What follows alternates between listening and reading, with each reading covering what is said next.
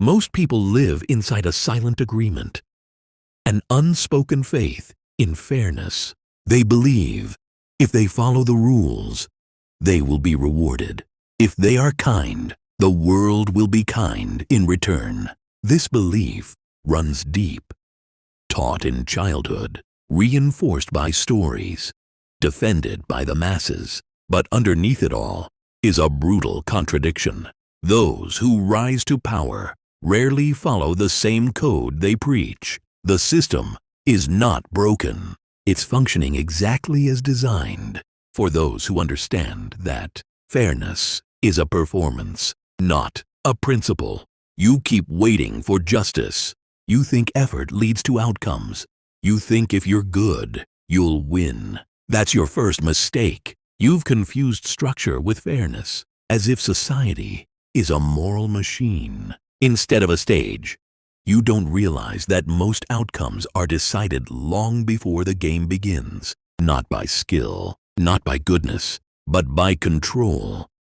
Control of perception, control of narrative, control of people. You're not losing because you're weak.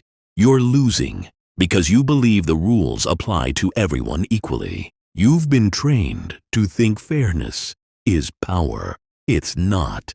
It's bait. It's what predators feed to the herd to keep them docile.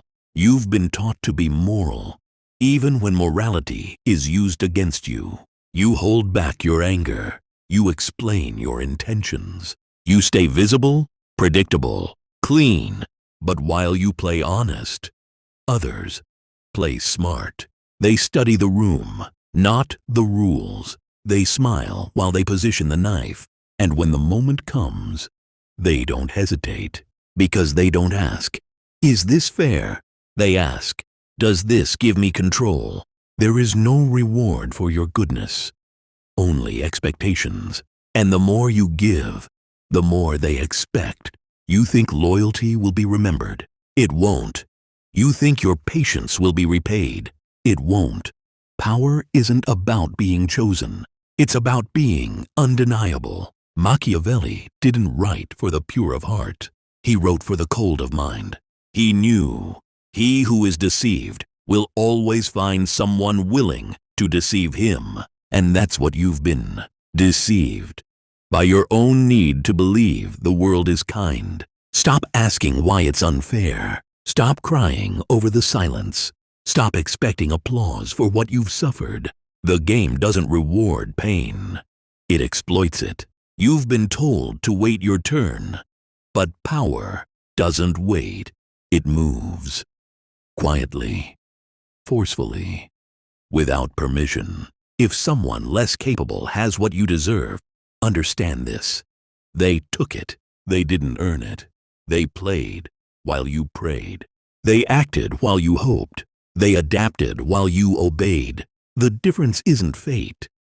It's philosophy. So kill the craving to be seen as good, the craving to be liked, the craving to be understood.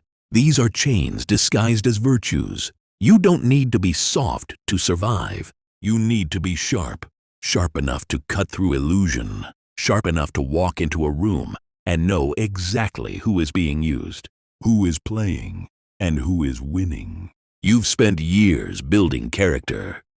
Now build presence, build silence, build the kind of power that doesn't explain itself. This world won't meet you halfway. It never did. It smiles while it punishes you for your honesty. It rewards noise, not truth, strategy, not purity. And that's why you must change. Not your values, your methods. Speak less, watch more. Strike only when the cost of inaction is higher than the risk of exposure. If fairness was real, it wouldn't need to be defended. It would enforce itself. But the fact you have to keep demanding it means it was never real. Power starts when illusions end. The sooner you kill your fantasy, the sooner you'll stop bleeding for it. You are not here to be protected. You're here to evolve. And that evolution begins with one shift. Stop asking, "Is this fair?" Start asking, Does this serve my power or threaten it? Most people fear the obvious threat, the raised voice, the dominant stance, the overt demand. But true danger rarely shows its teeth. In social ecosystems, the predator doesn't roar. It observes, adapts, and waits. Power, in its purest form, thrives under a disguise, and the person you least suspect is often the one scripting your downfall. You already know how to be loud. You already know how to chase validation. But that's why you're weak. Power doesn't announce itself. It whispers. If they expect anger, give them calm. If they expect resistance, nod in silence. If they're looking for a rival, hand them your smile. The moment you stop trying to be noticed is the moment you become dangerous. You've been taught to be sincere, but sincerity is a weapon, just not for you. When you wear your heart on your sleeve, they see your target zone. Your honesty becomes a roadmap to your insecurities. But when you wear a mask, they see nothing, and nothing is terrifying. You're not lying. You're shaping perception. That's strategy. And as Machiavelli said, everyone sees what you appear to be. Few experience what you really are. That's not deception. That's survival. People love roles. They beg for categories. They feel safe when they can place you in a box. Agreeable, soft-spoken, loyal, naive. That's where your advantage lives. Because the moment they assign you a harmless label, they stop watching your hands. They stop guarding their plans. They leave the door open. And that's when you walk through it. Never challenge their perception. Feed it. Become it. Let them believe in their fiction until it serves your purpose to destroy it. The listener mask is your first weapon.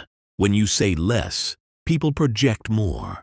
Their need to be understood will make them over-explain. And in their monologues, they expose their fears.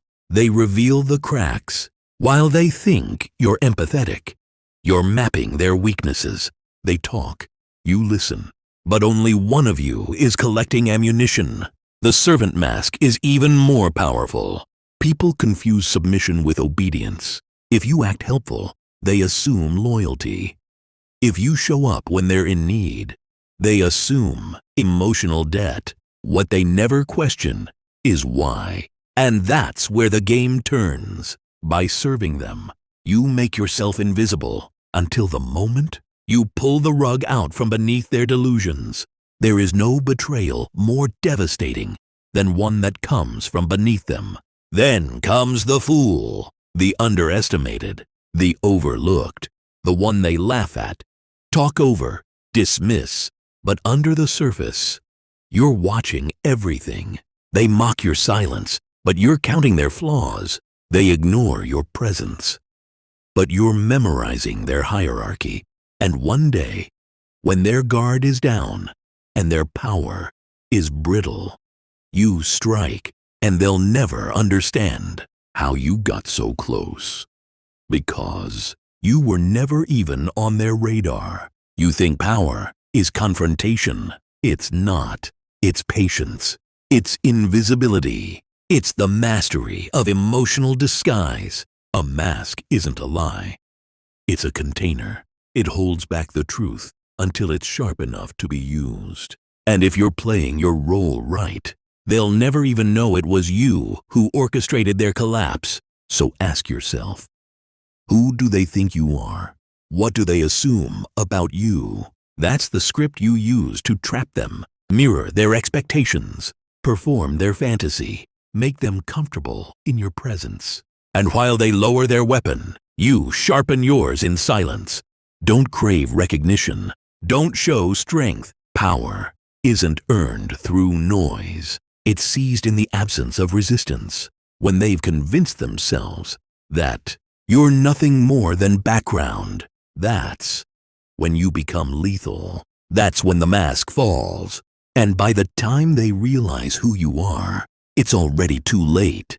Reputation in social hierarchies is not managed through facts or moral clarity. It's shaped through perception, and perception favors the one who appears unmoved.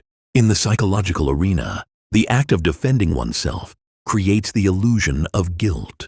It signals vulnerability, not virtue. And in that moment, power quietly transfers to the accuser.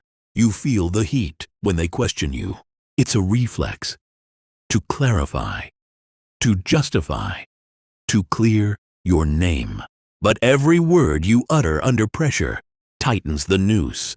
They watch your reaction, not your answer. And when you speak too soon, you've already told them where your weakness lives. Power doesn't explain, it repositions. The truth is, most accusations don't require an answer. They require control. When someone questions your integrity, they aren't looking for facts. They're testing your frame. And if you step into their frame, you've already accepted their authority. That's the trap. The only way out is to shift the entire game. As Machiavelli wrote, it is not essential to have all the good qualities. It is essential to appear to have them. Don't become the narrative. Manipulate it. Your silence makes them paranoid. Your calm makes them suspicious. And that's exactly where your advantage begins. Because when people can't get a reaction, they start to wonder if they're wrong. Doubt creeps in, not because you disproved them, but because you refuse to dance to their rhythm. Power lies in the man who doesn't flinch when struck. Control is about questions, not answers. Deflect, redirect. If someone challenges your motives, ask about theirs. If someone doubts your actions, make them explain their expectations. Put them on the defensive with poise, not anger, not protest, just cold curiosity. Make them feel the spotlight they tried to throw on you. The moment you defend yourself, you give them your center. You turn your own name into a negotiation. But if you keep your stillness, if you let their accusations echo unanswered, the burden shifts. They have to prove themselves. They have to justify the energy they've wasted trying to unsettle you. Every explanation is a confession. You're revealing what matters to you. You're handing them the emotional map of your insecurities. Instead, let your silence provoke discomfort. Let their minds scramble to fill the blanks. And when you do speak, speak only to confuse, not to clarify. Control the interpretation, not the facts. You want to feel understood. That's your weakness. Understanding is for the powerless, those begging for acceptance. But the powerful don't chase being seen. They remain a mystery. Their strength comes from being unreadable, unshaken, unreachable. You don't owe anyone your truth. The more you reveal, the more they control. The game isn't played in explanations. It's played in framing. Define what the conversation is really about. If they attack your intentions, raise the stakes. Make the issue about principle. If they mock your silence, make it about dignity. Turn every confrontation into a mirror. Force them to face themselves while you remain invisible. Don't argue. Don't explain. Don't protest. Let your actions stand without context. Let your presence say what words cannot. And if they insist on clarity, give them ambiguity, a smirk, a raised eyebrow, a pause long enough to make them question everything. That's not avoidance. That's command. Machiavellian power is quiet. It doesn't scream for justice or truth.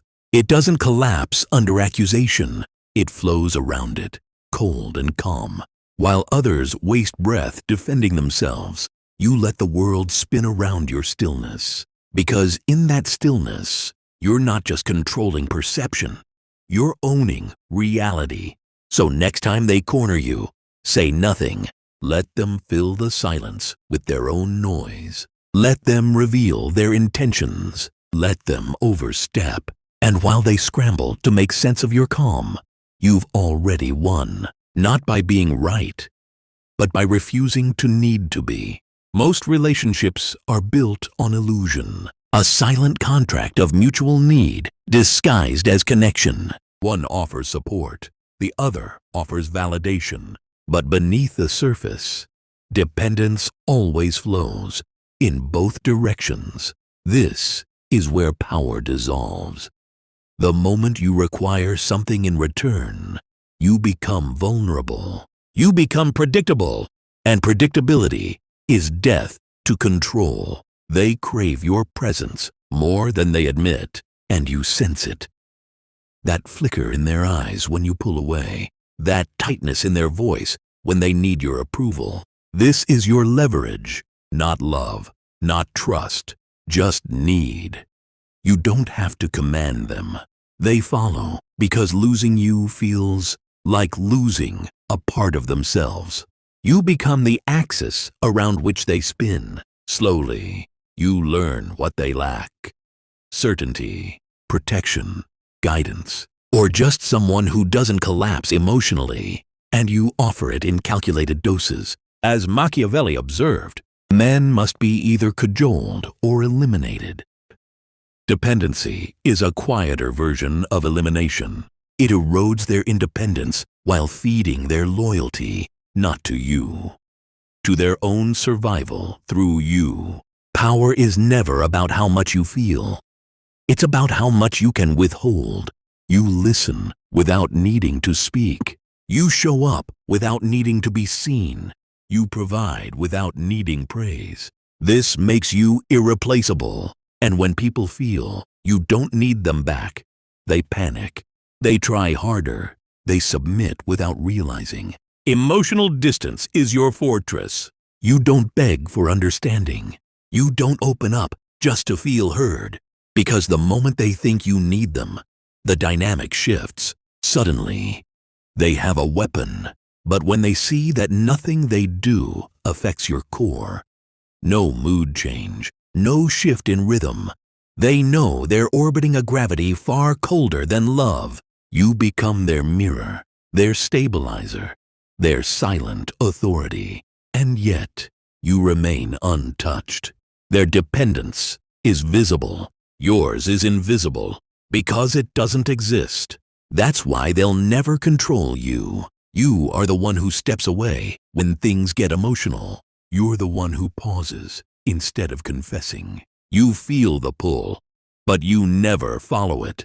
They will offer attachment, closeness, reciprocity, but you will keep them slightly starving, just enough to keep their need alive, but never enough to feel safe.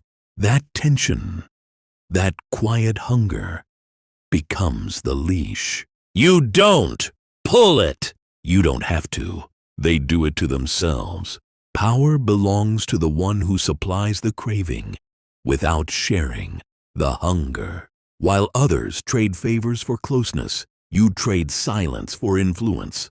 While they depend on reassurance, you remain undefined. Because the second you need them, even for a moment, the illusion dies, and with it, your control. So never explain your detachment.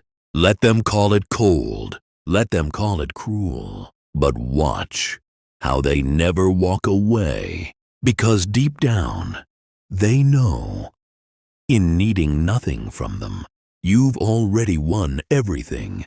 People fear force, but they underestimate silence. In every room, the loudest voice draws attention and scrutiny, but the quiet ones become invisible, mistaken for passive observers. That's the trap.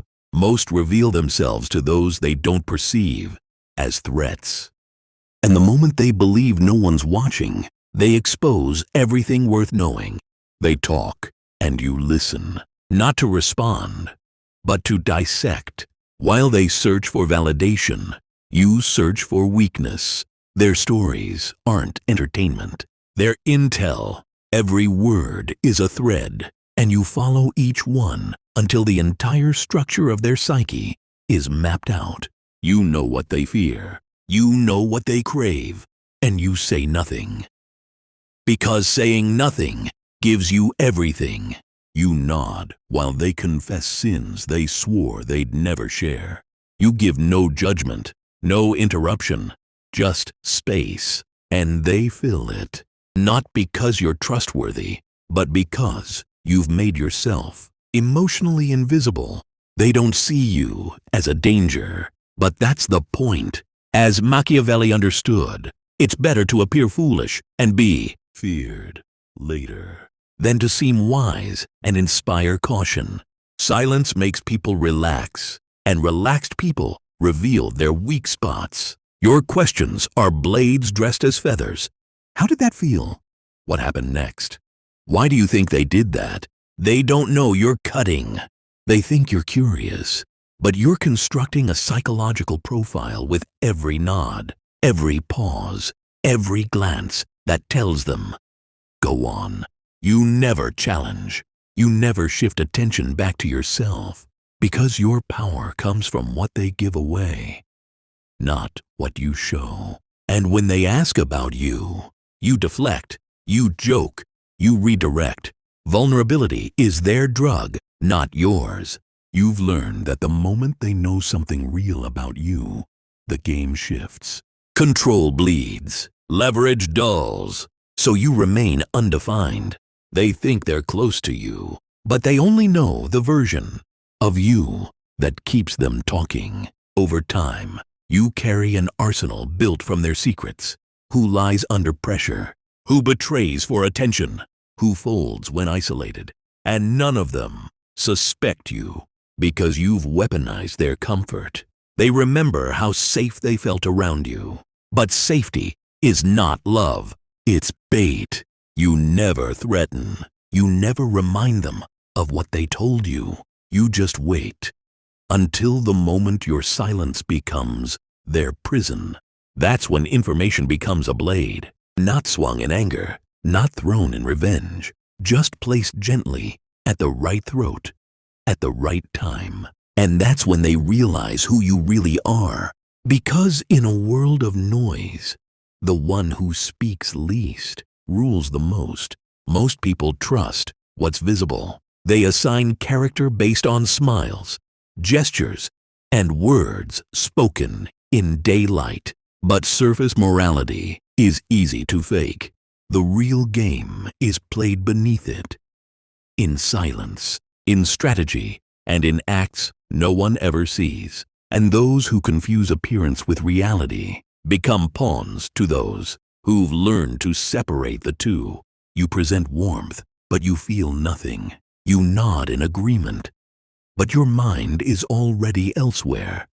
Measuring, calculating, preparing. Your kindness is not compassion. It's cover, a necessary veil to hide what you're really building. People praise your integrity, admire your calm, but they have no idea what it costs to maintain the mask or what it protects. Because while they believe in the light you show them, your power grows in the dark. They'll never understand. You understand one thing clearly: perception is armor. You play the role they need to see. The thoughtful friend, the principled colleague, the moral leader, not because you believe in the image, but because they do. And their belief is what gives you room to act. As Machiavelli taught, it's not enough to be feared or loved. You must be perceived as safe, because when you are perceived as safe, no one guards themselves from you. And that's when you're most dangerous. You speak about loyalty while you test it. You advocate for peace while you plan your leverage. You celebrate teamwork while quietly replacing the weak links. There is no contradiction, only strategy. You say what stabilizes others, but your private world is built on movement, contingency, and control. You remove what slows you. You discard what exposes you. And when necessary, you destroy. Gently, quietly, without leaving a trace. The people around you are not stupid, just comforted. They don't question your actions. Because your words pacify them. You say the right things. You support the right causes. You apologize when expected, and they confuse performance with character. That confusion is your camouflage. They never see the ambition beneath your stillness. They never sense the blade behind your smile. And they never suspect that while they sleep peacefully in your presence, you're deciding their fate. Your power doesn't come from being seen as strong.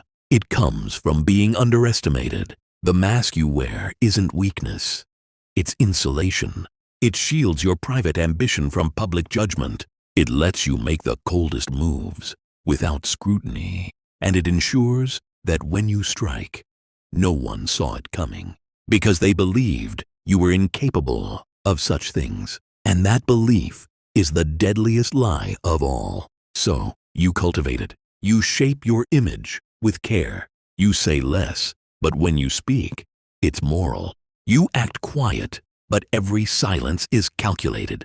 You help others, but only when it positions you. And this duality, this contrast between your appearance and your essence, is what makes you untouchable. Because while they see a saint, you operate like a shadow. Most people are taught to adapt, to suppress their edge, to blend in, belong, and be accepted by the tribe. This instinct once meant survival, but in the modern world, it means obedience. And obedience, when unchecked, becomes submission. The more a man conforms, the more he forgets his own shape, until he no longer acts. He only responds. And that is where power dies. You've always felt it. The quiet sickness of sameness, the way people cling to each other not out of love, but fear. They fear being alone, being different, being judged. And so they dilute themselves, watering down their thoughts, smiling through insult, nodding through lies. They live not to rule, but to be ruled gently. And if you've ever tried to fit in with them, you know the cost. You shrink, you suffocate, you become a ghost inside your own body. You are not one of them. You were never meant to be. Your mind doesn't settle. It calculates. Your silence isn't weakness. It's surveillance. And the more you study the world, the more you understand what they refuse to admit. There are no rewards for being good, no mercy for being kind, no safety in being loyal. There is only power, and power belongs to those who are willing to stop asking for it. You don't need their approval. You don't crave their applause. You walk alone, not because you're lost, but because you've stopped following. They call that arrogance, coldness, narcissism. Let them. Their insults are just proof that you've escaped the frame they were trapped in, because deep down, they know it too. Real power doesn't come from being included. It comes from being untouchable. You no longer explain yourself. You don't justify your ambition. You don't soften your success. You've learned that every time you flinch to make others comfortable, you betray yourself. So now, you move differently. You say less. You observe more. You strike without warning. And as Machiavelli wrote, power isn't granted. It's taken, not with noise, but with precision. You are transforming. No longer the one who studies strategy, but the one who embodies it. You don't imitate dominance. You radiate it in your stillness, in your refusal to react, in your control of the room without demanding it. You're not here to be accepted. You're here to bend reality around your will. And that begins the moment you stop apologizing for being sharper than them. They want you visible, emotional, explainable. You give them none of it. Let them guess. Let them project. Let them misunderstand you. That confusion is your shield. Their comfort is their prison. And their morality, a leash. You stay unseen. You operate in silence.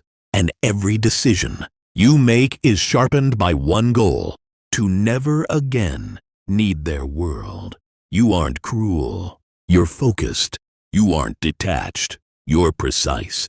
There's a difference between being evil and being exact. You've simply realized that in a world built on illusions, clarity is the ultimate rebellion, and you've stopped waiting for permission to act. You don't want peace. You want control, not over others, but over yourself. And in that self-mastery, no one owns you. They will call you broken. They will say you've lost your humanity, but they don't understand. This is your humanity, not the watered-down version they sell, but the raw, unfiltered version forged by survival. You were born to rise above the herd, not comfort it. And now, you don't flinch when you win. You don't pause when you're feared. You don't smile to make others feel safe. You just move, cleanly, quietly, without looking back. This is not about becoming a monster. It's about becoming free. Free from guilt. Free from the need to be understood. Free from the chains of emotional obligation. The Machiavellian doesn't hate the world. He simply refuses to kneel before it. And now, so do you.